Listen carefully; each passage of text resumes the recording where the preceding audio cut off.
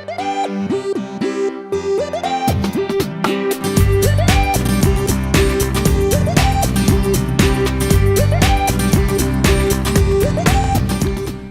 and welcome to KennyRoy.com. I'm Kenny Roy and this is the Ask Videomail for the week of November 3rd, 2014. Welcome to the site to all you new members and welcome back to the old members. The Ask Videomail is your chance to get your question in character animation or performance answered in a video just like this one, but I need your question if I'm going to answer it. So please send it to webmaster@kennyroy.com. I go through all the questions and answer the ones that I think will help the most people. There is no such thing as a stupid question, of course, and it is the best way to get the most out of the site. I've seen a few people, had a couple new affiliate signups. That's good for you, for those people. What the affiliate signup does, it's free to become an affiliate. Just look on the menu right there, and it says affiliate program. If you want to become an affiliate, it gives you a link. Anyone uses your link to sign up for KennyRoy.com, you actually get a commission on their membership. Yes, like actual real dollars, just money, real money, just stuff for you. It's a great way to encourage all your friends to become members of KennyRoy.com as well, and they can become affiliates, and then just like the system keeps on going. So check that out. There's a lot of ways to get bonus here on the site. Not only that, but if you refer a member and they put your username into their form where they sign up, you also get some free time. You get 30 days free on the site if they sign up for 30 days or the 6-month membership, and 60 days free if they sign up for a year.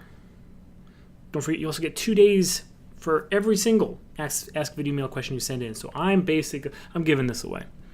I'm just giving this away. There's no two ways to slice it. That's just what's going on. CTN rolling around the corner, 2 weeks, less than 2 weeks, and we'll be meeting all of you in Burbank. It'll be a lot of fun.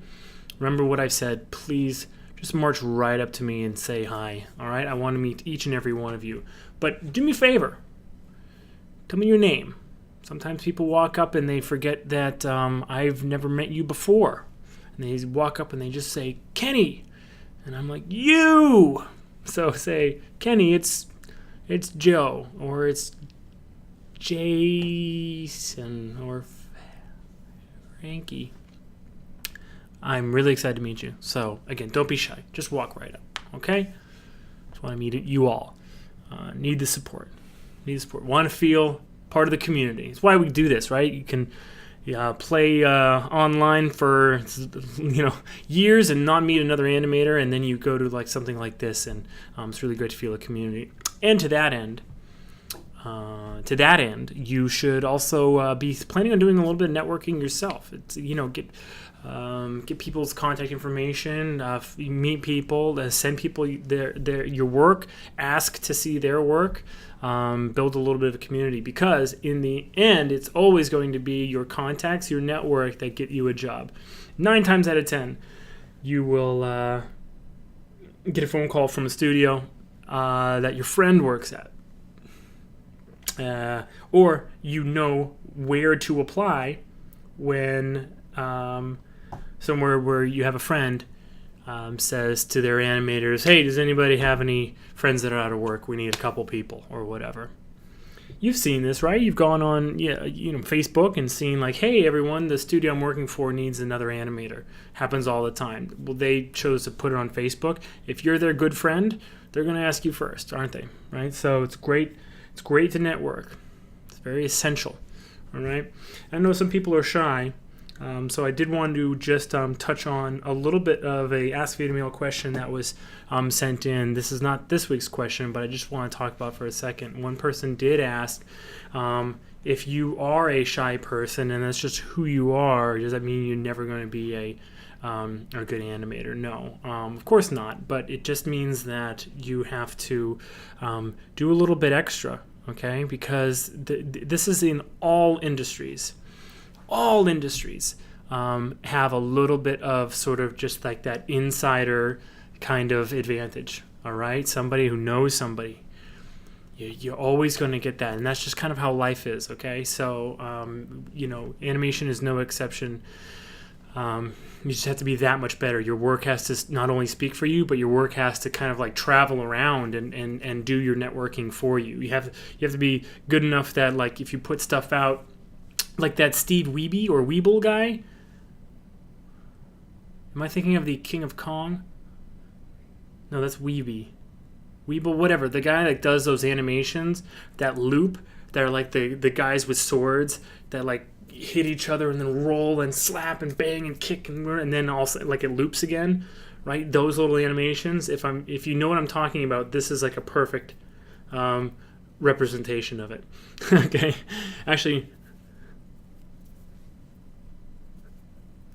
that's a little bit more like it.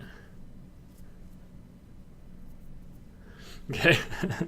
Anyway, so everybody knows that guy's work now. So he's sort of like a household name almost, and good for him, right? So, I mean, you just have to be kind of on that level if you're not going to do any networking, if you're just too shy, okay?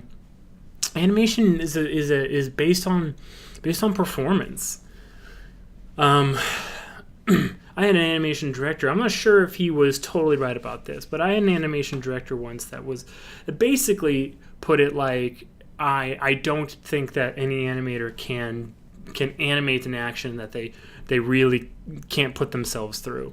So meaning like performance-wise, if you're trying to animate, somebody like that moment when they fall in love, and you've never fallen in love. That's what he's saying. He's saying, like, I don't think that they can really actually animate that. I'm not sure that's entirely true. I think we've seen so much of those kinds of things that you can approximate it, and it will spark enough in the people in the audience who have fallen in love that, it'll be at least reminiscent of the effect.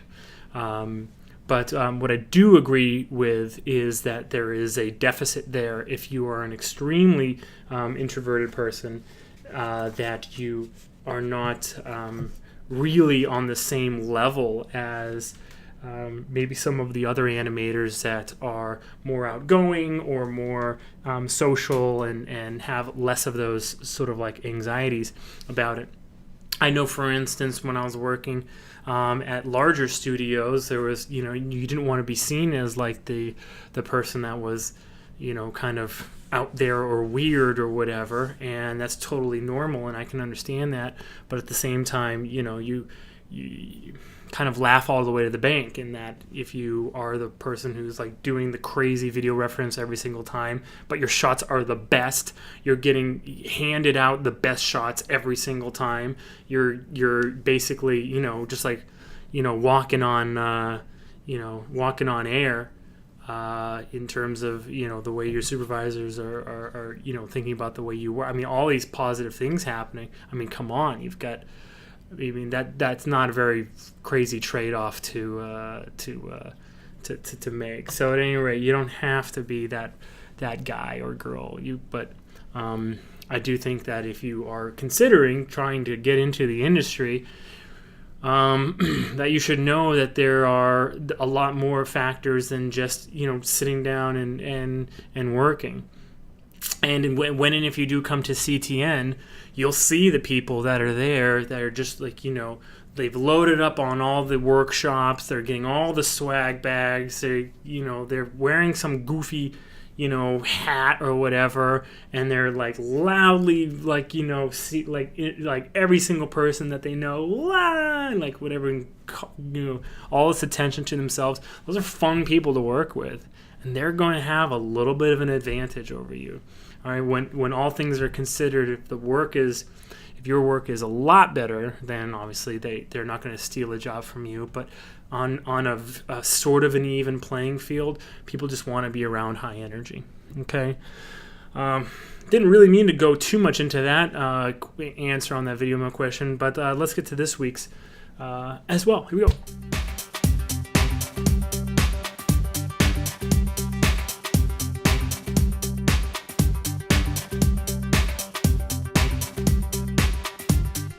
This is a great workflow question. I love how this animator posed this question.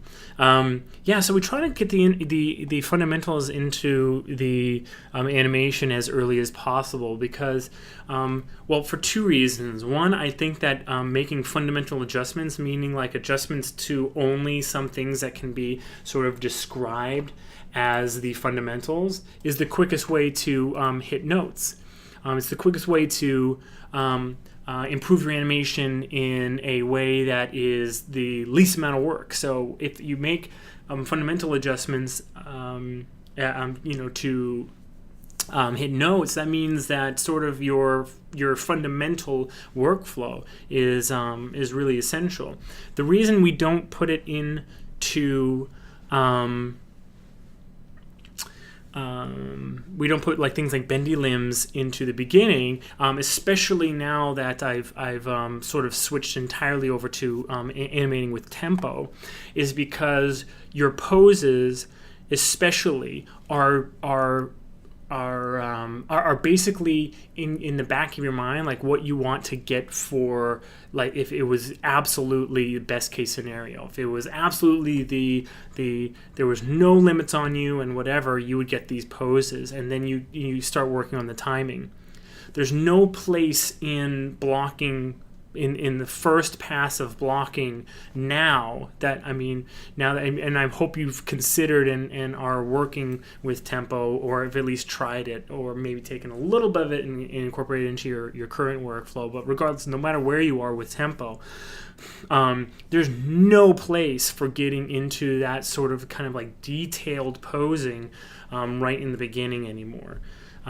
It's all about timing, and it's all about getting that real engagement from your timing as fast as possible. So that's why we don't do it. But I did want to open up again and just remind you of a little bit of bendy limbs that we did here on the site, where we have basically, and this is Pierre from The Little Painter, and this is the advanced cartoony lecture, where he's about to tip over and he wiggles his arms, and I did this little smear in these like multiples, but as he's whipping his arm, I have that curve on it. And what I'm just bringing this up to point out is that even if this, scrambly action or cartoony like smears and multiples are like really like the easiest thing to keyframe when you're animating, when you've animated for a while and you've animated to a certain level, because basically you can just like take one frame out, add one frame here, and whatever. So basically what I'm trying to say is that especially where you're working on stuff that's very cartoony, where you will have a character that has bendy limbs, like that almost kind of demands bendy limbs, your workflow at this moment in the shot is such that you're like adding and taking away like single frames like all the time. You might have like a 12 or a 15 frame scrambled, you might have like a 4 or 5 frame transition, you might have even like a 24 frame section where it's all bendy limbs and whatever.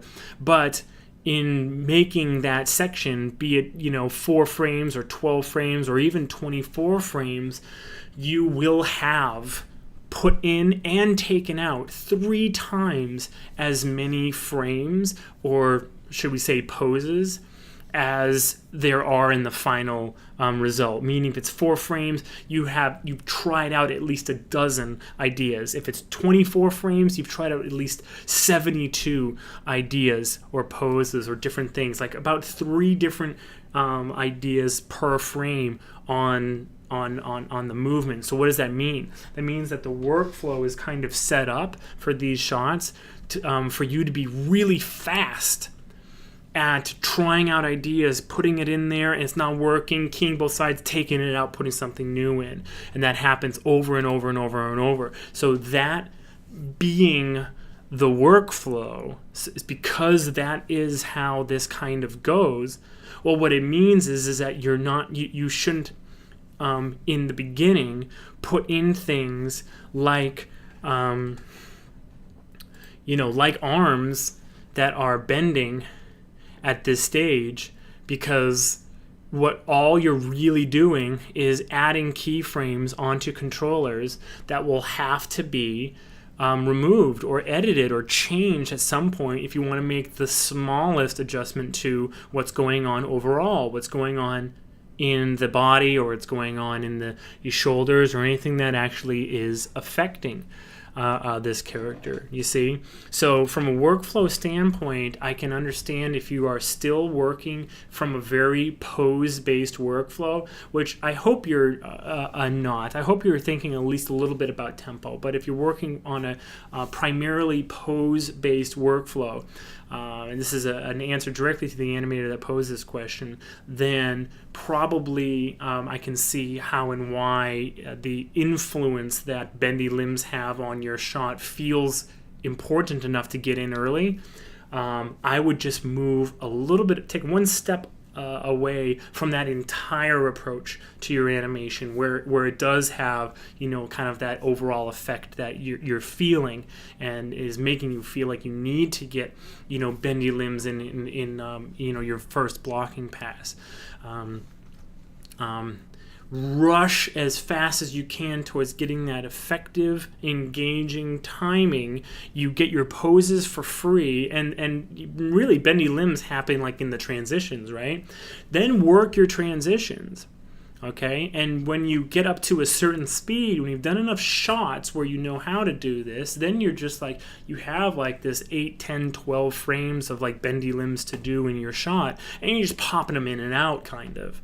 All right, you're not messing with the body, you're not messing with the overall timing, because you've already tuned that at the very beginning to be as engaging and dynamic and exciting and eye-grabbing and new and exciting and unique and all these things from the start.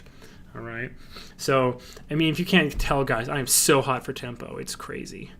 And I think I'm going to, I don't want to say anything right now, but I think I'm going to probably announce something that has to do with tempo pretty soon. So when and if I do, if you could share it around, share the link, share, you know, whatever it is I do announce. Need your guys' help to spread the word. All right, spread the word about the site as well. Can't do it without members sending me questions and driving the community. So I appreciate you guys being here. I'm Kenny Roy. Good luck with your animation as always. Rock on.